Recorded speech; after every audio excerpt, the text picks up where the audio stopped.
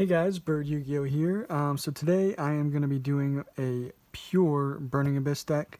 There's lots of different ways you can play this deck or build it. I definitely like the version with like Blackluster Soldier and more hand traps and stuff like that. This is definitely more of a control-y, maybe a few more traps. But yeah, there's no wrong way of building Burning Abyss. They're all good. So yeah, we'll get right into that. Before that, though, I just wanted to let you guys know I do have quite a few decks upcoming. New decks that are going to be brand new to the channel. I just ordered the cards, so it'll probably be just a few weeks on that. But just to get you guys excited, a few that we're going to be doing. True Draco, never done a deck profile for that one. Ancient Warriors, Sky Striker Orchist, Grand Maju deck, a Gradius OTK deck, which is really cool. Of course, a UA deck update, FA, and then two that I'm probably most excited about, a Chaos Lightsworn deck, and a Trickstar Shadal deck. So those are all upcoming. Like I said, probably a few weeks on those, and then I will be starting to release those deck profiles, so stay tuned for that. Make sure you are subscribed. And let's get right into this one. Burning Abyss, and of course, one of the best cards to interrupt your opponent by sending with like Beatrice is Farfa, and so we play 3 of it. It's really good. Basically, if this is sent to the graveyard, you could target a monster on the field and banish it until the end phase. So it just gets a monster, not even to the graveyard, just banishes it. It's really nice. And then Skarm, of course, 3. That's your search during the end phase to basically search any level 3 Dark Fiend.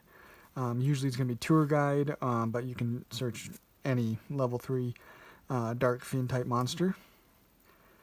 And then 2 Graph, of course, you have to play 2. It's the best Burning Abyss card. If it's sent to the graveyard, you're going to be able to special summon a Burning Abyss from your deck.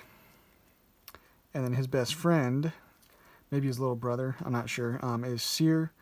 If this card is sent to the graveyard, you can target a Burning Abyss monster in your graveyard and special summon it. So just really nice floating effect there. And then since we're playing kind of a high Burning Abyss monster count, 2 Libic is really nice because when this is sent to the grave, you'll be able to special summon a level 3 Dark Fiend type monster from your hand. Its effects are negated. So that comes up if you have like a non-Burning Abyss monster on the field, then it won't get destroyed because its effects are negated. And then another good disruption card on your opponent's turn is Alec. If it's into the grave, you just target a face-up monster on the field and negate its effects. And then our one-ofs, just play 1 Barbar. Good burn damage. Basically, if it's sent to the grave, you target 3 Burning Abyss, banish them, and then you inflict 300 damage for each one you banished. And then the last one is Calcab, just for those instances where you need to get rid of a set spell and trap. You just return it to the hand when he's sent to the graveyard. So yeah, that's all the Burning Abyss that we're playing. I really like it for this version especially. All of them have the effect that if you control no spell and traps, you can special summon them from the hand. So that's really nice. You won't be able to obviously use their graveyard effect because you can only use one of their effects per turn. But they're all level 3, all dark, all fiend. Really nice. Best complement to these, basically one of your better normal summons to just start off is Tour Guide. It's really nice having this at 3. When it's normal summoned, you can just special summon a level 3 fiend type monster, and it has its effects negated because if you control one of these and you control a non-Burning Abyss card, they automatically destroy themselves. So her negating their effects is important because then you can use their graveyard effects when you send them to the grave. So Tour Guide, really nice. And then I'm going with just 2 Fiendish Rhino Warrior. You'll see why very soon actually. We have plenty of normal summons in this deck. So I just didn't want too many. He's a really good target again for like a Beatrice or a Cherubini, because when he's sent to the graveyard, you can send any fiend type monster from your deck to the grave. So basically get any effect off that you need. And then also he protects all your fiend type monsters cannot be destroyed by battle or card effects. So again, when you have him on the field with a Burning Abyss, they will not destroy themselves automatically because their effects, because they can't be destroyed by card effects. So he is pretty cool. And then we're playing just a small Phantom Knights engine. This is not my PK Fire deck. I have already done that one. So this, we're just playing the 1 Silent Boots and the 1 Ancient Cloak. That is basically just for Rusty Bardiche to get our free negates off of him. So that's why they're in there. Really, really nice though. And then the main reason I lowered Fiendish Rhino Warrior to 2 and even thought about Tour Guide down to 2, but that card's too good, is because Vanity's Fiend we're playing 3 of. Really good card. So basically, you know, if you open this and have some traps and have a Burning Abyss, you can just special summon that Burning Abyss and then tribute summon it for Vanity's Fiend, have a few traps, and watch your opponent cry usually, because Vanity's Fiend is a very good card. Neither player can special summon monsters. And then, you know, your following turn, if you have like a Fiendish Rhino, you can normal summon that, and then your Vanity's Fiend is not going to be able to be destroyed. So, super good. That's all the monsters we're playing. Like I said, this is more of like a control-y kind of trap version, I guess you could say. But we still do play quite a few spells. Starting off with 3 Twin Twisters. It's just a super, super important card. I feel like every deck just has these super powerful traps that they want to set, and they have multiple ones, just multiple interruptions. So Twin Twisters is really nice, and discarding a card usually is just going to be getting a Burning Abyss effect off, so it doesn't hurt you really at all. Twin Twisters is really nice. If you don't want to discard, you could always play Cosmic Cyclone. Up to you. Foolish Burial, send whatever Burning Abyss you need.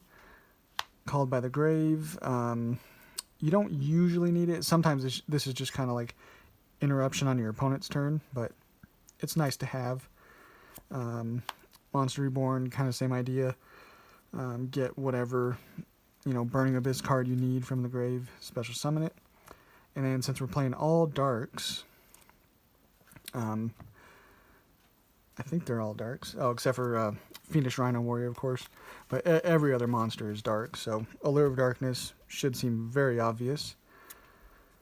And then also playing 3 Pot of Desires. All of our important cards, you know, obviously except for Sir and Graf, are playing at 3. So Pot of Desires, it's never going to hurt you. And then last spell is Upstart Goblin. Just getting that really nice, you know, just free draw. That's it for the spells. For the traps, I decided to go with 3 Fogblade. I initially was going with 2, but went to 3 just because you know you're getting 2 for sure with Rusty Bardiche. So why not have that chance of drawing 1 and then being able to set even another 2, so you have 3 monster negates with your Fog Blades. It's super nice.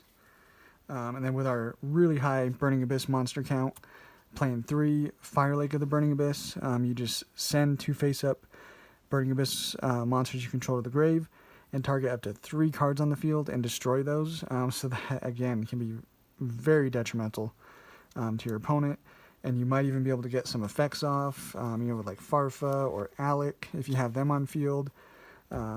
This is usually not going to hurt you sending those 2 face-up ones at all.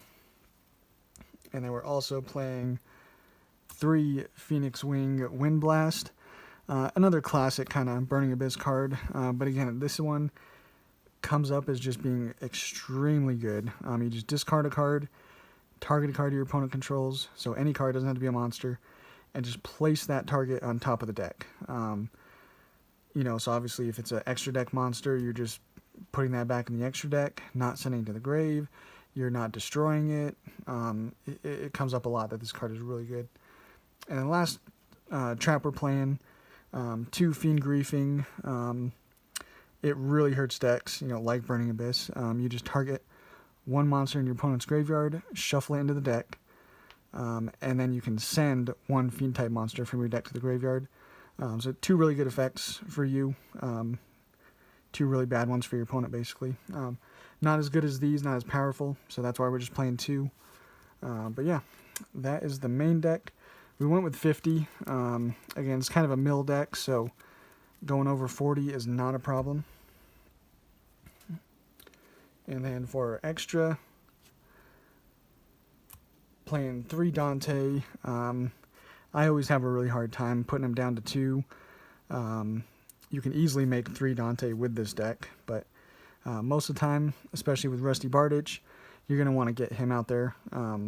Instead of making 3 Dantes, you're going to try to make a Dante, Cherubini, and then go into Rusty Bardiche.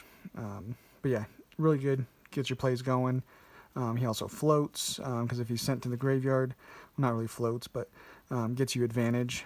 If he's sent to the graveyard, you just target a Burning Abyss and add it to your hand, so that's really nice. 1 Beatrice. This is your main way of getting just a power card on the field, because during either player's turn, you just detach one and send 1 card from your deck to the graveyard.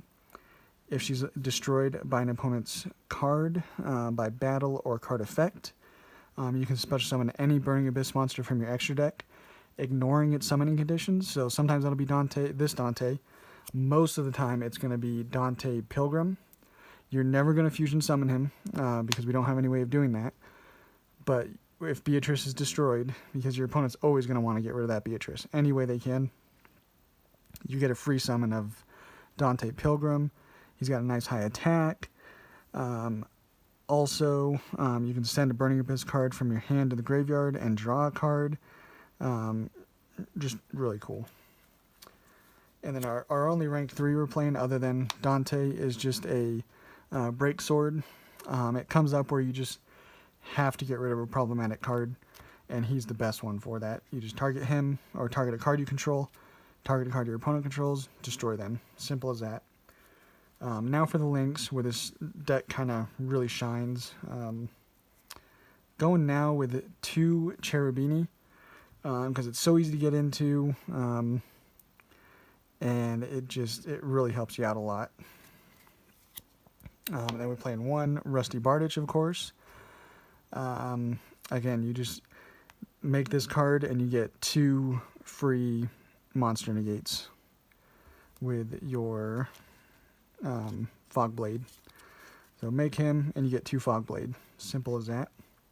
And then the Nightmares are super easy to make in this deck, and really nice for when you have to go second, to just hopefully get rid of some problematic cards, get rid of monsters with Cerberus, get rid of spells and traps with Phoenix, and then get rid of anything with Unicorn, shuffle into the deck.